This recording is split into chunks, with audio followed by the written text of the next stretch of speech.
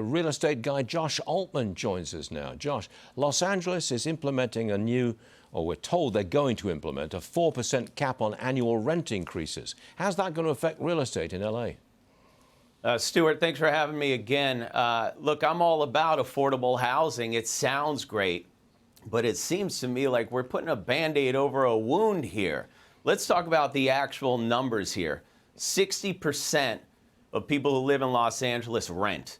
You have another probably 1.5 million units are available for rental. And out of that, about 40% qualify for this rent stabilization ordinance, which are buildings that were built before 1978. So it sounds great. It's good for the tenant because you have lower rent, you have stronger protection from tenant displacement. But let's look at the overall picture here. What you're doing is you're driving investors and landlords to put their money elsewhere, not in Los Angeles. And I'm seeing it front and center with my clients every single day. Their money is just as good anywhere else in the country. Now, I'm going to tell you how it's going to come back to the tenants, which people are not thinking about here. It's bad for the tenants because these buildings from 1978, they're not in great shape. And what happens when the landlord stops making money on these buildings?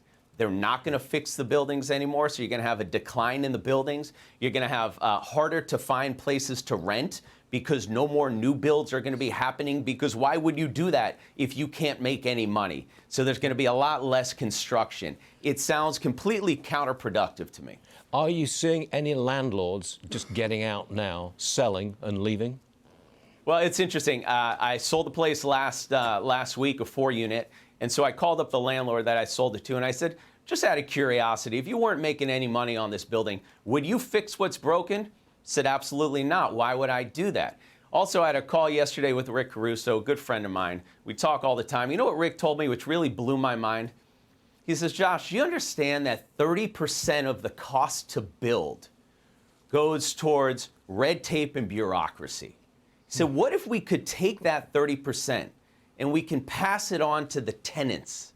So it's going to keep prices down. It's going to get people excited to build like they do in Florida. By the way, all the agents in Florida, they're laughing at the agents in LA, what we have to deal with here.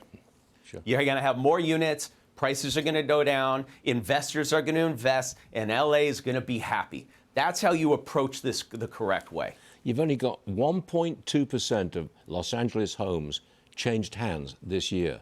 The market's stagnant. Why isn't anything happening? Why are there no more sales going on? How much time do we have, Stuart? Because there's a lot happening. There's a lot happening because, you know, obviously the obvious stuff, we got the rates and everything like that. But remember, they also did something in the past, which I didn't think was a great idea. It's called the mansion tax. And that was a sure way to crash the market.